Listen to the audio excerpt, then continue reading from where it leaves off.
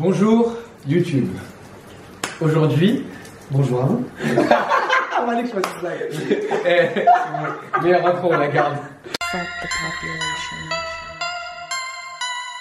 On se retrouve pour une petite vidéo particulière sur le pontage. Je voulais faire cette vidéo depuis un moment et en fait, il y a Kamel qui est venu s'entraîner ici et je me suis dit c'est le candidat parfait pour faire cette vidéo, pour avoir un exemple très bien illustré de ce dont je vais parler maintenant.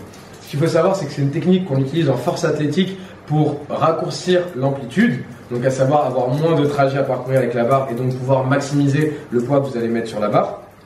Et il y a quelques mythes, entre guillemets, quelques incompréhensions, je pense plutôt, liées à ce pontage et en fait à ce qu'il faut pour faire du pontage. Et beaucoup de personnes pensent qu'en gros c'est un truc de gymnaste, qu'il faut faire le pont 40 000 fois par jour.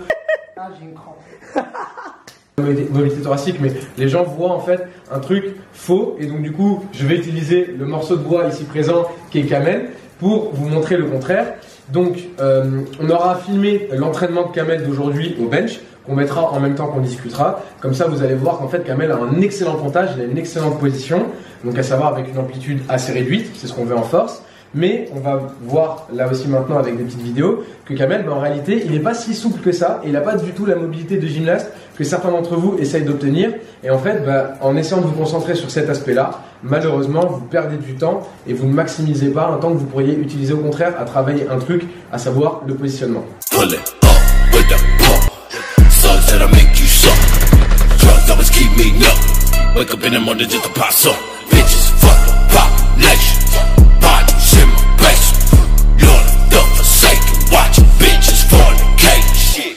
For bells above sight, 666 be my language.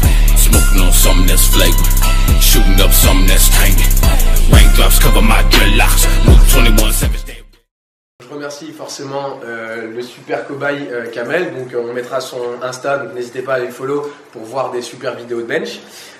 Maintenant, en fait, ce que je voulais vous faire comprendre via cette vidéo, c'est un truc tout simple.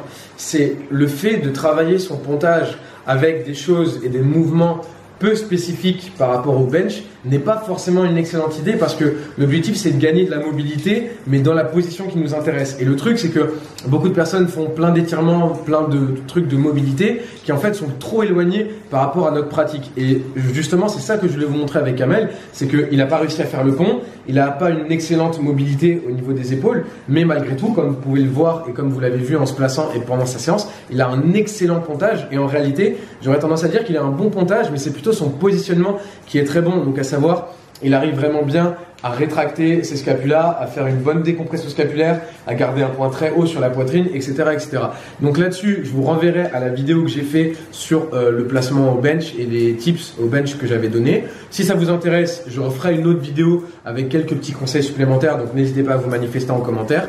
Mais c'était juste que je voulais que vous compreniez, c'était ça. Pour progresser au bench, travaillez votre placement au bench en benchant en fait, entre guillemets. Donc l'adage le dit et en réalité c'est vrai, c'est en forgeant qu'on devient forgeron, c'est en travaillant votre mobilité avec une certaine spécificité que vous arriverez à le transférer sur votre bench et donc à améliorer votre pontage. Ce qu'il faut savoir, c'est que si vous ne l'avez pas comme coach, c'est une très grosse erreur. Non.